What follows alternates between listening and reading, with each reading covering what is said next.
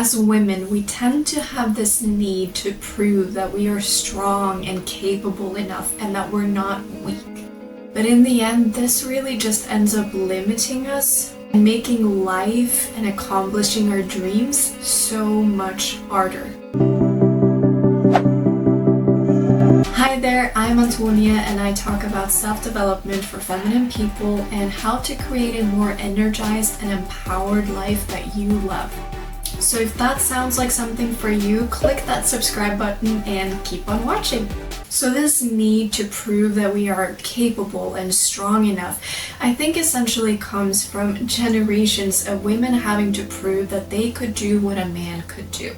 And that they are just as strong and just as capable, and that women are not the weaker sex. And I notice this so much in the women that I speak to, and I know that I used to feel like that as well. That if we ever were to think about prioritizing one thing over the other, or actually saying no to something, we have to make sure that it doesn't seem like we're doing that because we're weak or because we just can't handle it.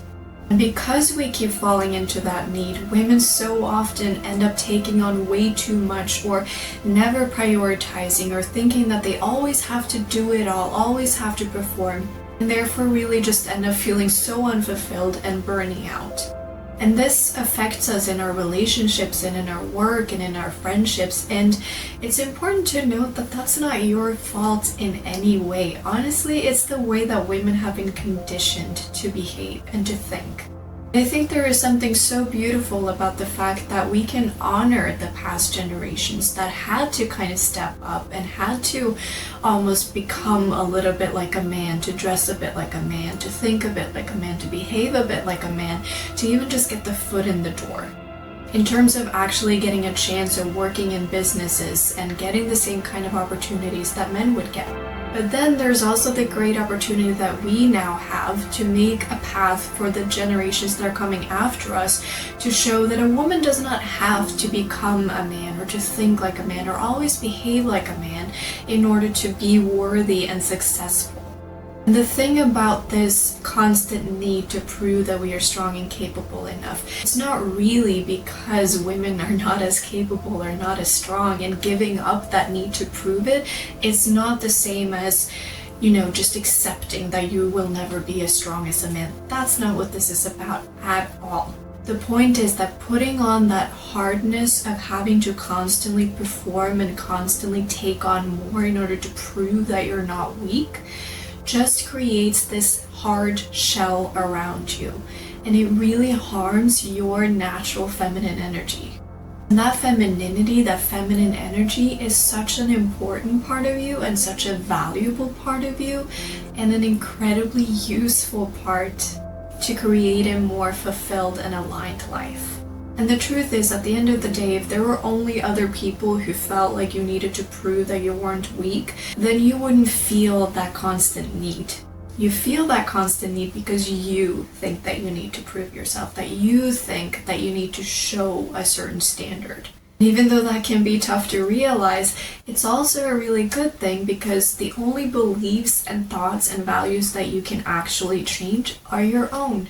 And life doesn't need to be one constant struggle or this huge ongoing hustle unless you make it so. Because society has this way of glorifying the hustle and glorifying burnout and glorifying you feeling like crap as long as you prove that you have the right results and you have success and you have achievements to show for it. But to follow this hustle journey is still a conscious choice that every single person has to make, whether they want to follow the hustle or to find a path that feels more aligned for them, a path that feels better, a path that lets you feel accomplished and worthy without constantly having to burn out or constantly feeling like you're just never doing enough. But the thing is, going on to that journey of saying no to the hustle can be really, really tricky. And it's good to have some ideas of why you even want to do it and have some reminders for yourself when you feel drawn towards that hustle and when you feel like it's hard to stay in your lane and not feel compelled to act as the hustle culture wants you to act. And that's what this video is all about. A few pointers, a few questions, a few things for you to think about whenever you're feeling like you're trying to figure out which way to go. You're trying to figure out if you can go that way and if you have a good enough reason and if you really have what it takes to choose to let people down sometimes and still feel good about yourself and still feel like you are doing the right thing. So the first thing to really just ask yourself is, what do you actually want out of life? Do you want the hustle? Do you want to constantly perform and achieve? Or do you want to have success on your terms? Do you want to feel fulfilled? Do you want to wrap up a day and feel actually good about it? A part of growing up is realizing that as children and teenagers, we didn't really have that much choice over what happened in our life, and a lot of it kind of just happened on our behalf. But now, as a grown, independent woman, you actually have the power over your life. You actually have the ability and the power to make choices for yourself and to choose what kind of life you want to live. And these choices are entirely up to you and not anyone else. And this can feel really empowering to know that you are the independent person who makes the choices for your life and you are responsible. But it can also feel really scary because we don't always know exactly what it is that we want, and we don't always know if that is something that we can have and if it's okay for us to have that, and what will happen if other people don't agree with it. The first step in making these choices is to really define for yourself what you want, not what your parents want or what your friends want, but what you want. I don't know if you remember this, but I feel like a lot of times in kind of middle school and high school, a lot of kids would kind of just choose classes or directions based on what their friends would choose. The thing is, your life is not going to be the same as your friends. Your dreams are not going to be the same as your friends or your parents or your siblings. They're always going to be unique to you. So to constantly look around and look at what other people are doing is not going to help you in figuring out what you want. You have to actually sit down with yourself and ask yourself and be honest with yourself. The next thing to think about when you feel drawn between doing what you want and kind of just going with the paved out path that has already been decided for you is to really start to reflect on why. Why should you do either or? And I feel like a lot of times when we think about the dreams and the things that we want, we start asking, yeah, but why should I do that? Why would I be worthy of that? Why would I be deserving of that? But then we don't usually question, why should you go the other way? Why should you go with what your parents want? Why should you do the thing that all of your friends do? Why should you do something that at the end of the day you know deep down is not going to feel that good to you? It's not going to feel that right for you. It's not going to feel fulfilling. It's not going to bring you more energy as opposed to just taking all of your energy away from you. The reality is we have a limited number of days here on earth. So why would you spend your time doing something that doesn't fulfill you? When you're thinking about these why and you're thinking which direction is mine to go, are you choosing it because that's the direction that your intuition is guiding you and that's where you feel like it's right for you? Or are you doing it because that's what you feel like other people are expecting out of you? Then the question is, which reason do you feel like is really the best? Which one do you really feel like is right? Which one do you really feel is the one that's going to bring you the most joy and allow you to show up as the best version of you? And the third thing that can be really helpful to think about when you're kind of contemplating on, do I go for the hustle or do I go for what I want, is to think, what will your best or highest self do? Imagine yourself maybe in the future when you feel like you've got it all more figured out. What would she tell you to do? What would she believe that you were worthy of and what you were deserving of? And the same thing can be done for your inner child. Imagine yourself when you were 5 years old and you thought you were worthy of everything that you desired and you didn't question your body size or count the number of friends you had. You just lived life and you were just happy. what would that version of you think that you could get? If you said to her, oh, I'm just not sure if I'm really deserving of this, I'm just not sure if I'm capable of getting this, would she question it too, or would she just know? You could do whatever it was that you set your mind to, as long as you just set your mind to it. And if there was someone in your life who knew your deepest desires and also believed that you were completely deserving and capable of any dream that you had desired, and if you were sitting with someone who knew your deepest desires and who would absolutely support you in whatever dream you had, and you told them about this dream, which one do you think it would be if you were guaranteed that they would support your dream? Would it be the one when you're constantly feeling tired and you just don't feel like you're enough? Or would it be to do the riskier option? Maybe you're the first one in your family who's done anything like this, or maybe you don't have any friends who's done anything like this, and yet you knew that this person was going to support you. And then the last thing to think about is kind of a scenario that I think is just so powerful and so incredible to think about, and also kind of scary in some ways. It's something that I was once told by Dean Graziosi. I went to a training and he was a guest speaker there, and he put out this scenario, and I just found it so powerful that I wanted to mention it here as well. So what he said was, imagine at the end of your life, far ahead at the end of your life, imagine that you met your maker. This can be God or the universe or anything that you believe in, but imagine that you met your maker at the end of your life, and your maker had a smartphone, because of course, why wouldn't they, right? And on this smartphone, they showed you a video. They showed you a video of the person that you could have been in your life. The person who believed in herself, the person who trusted her own instincts, the person who went out to get her dreams regardless of what anyone else thought. Now imagine they tell you that this is who you could have become. This is the person that you were capable of being. How would you feel watching that video when you think about how you live your life right now?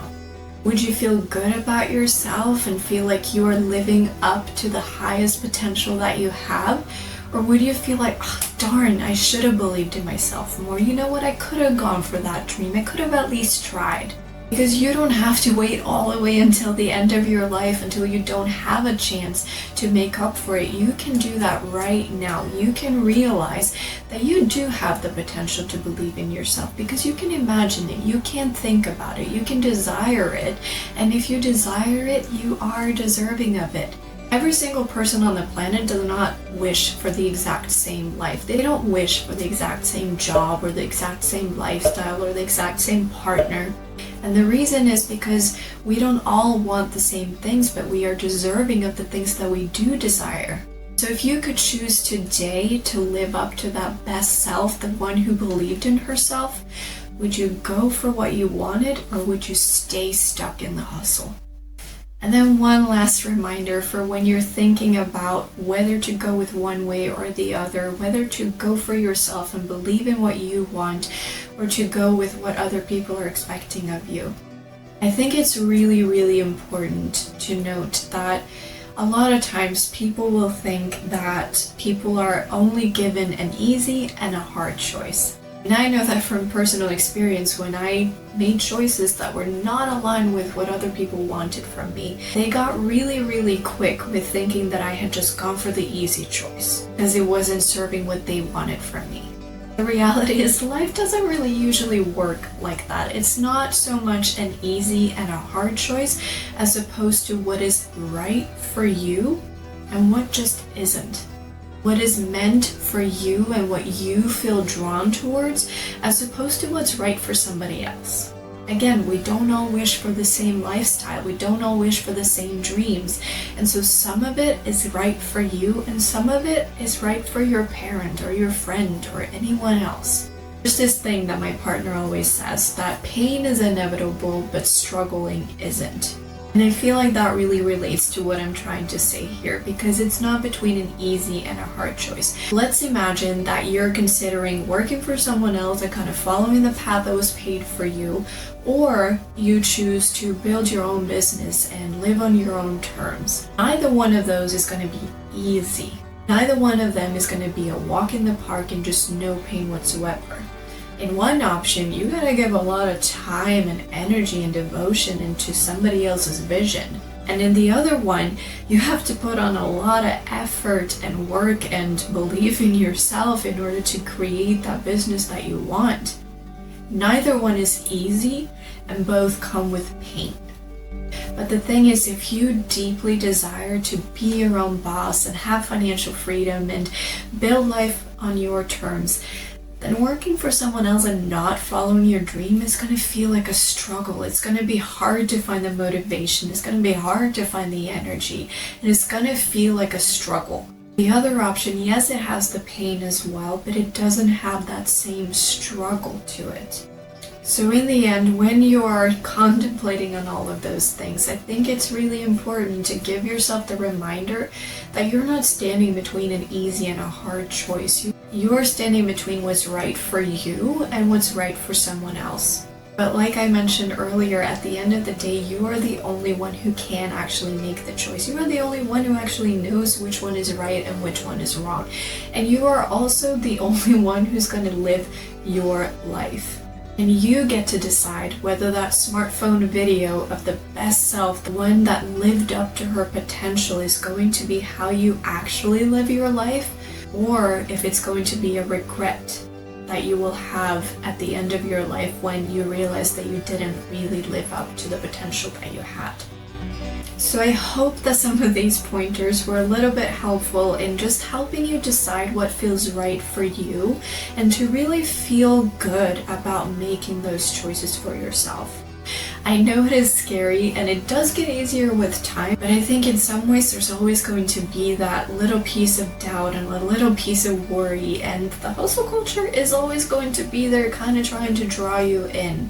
But you do have the capability of choosing what is right for you and to know what is right for you. And I hope that some of this was helpful in determining and getting a little bit closer to knowing what that is and why you should do it in the first place.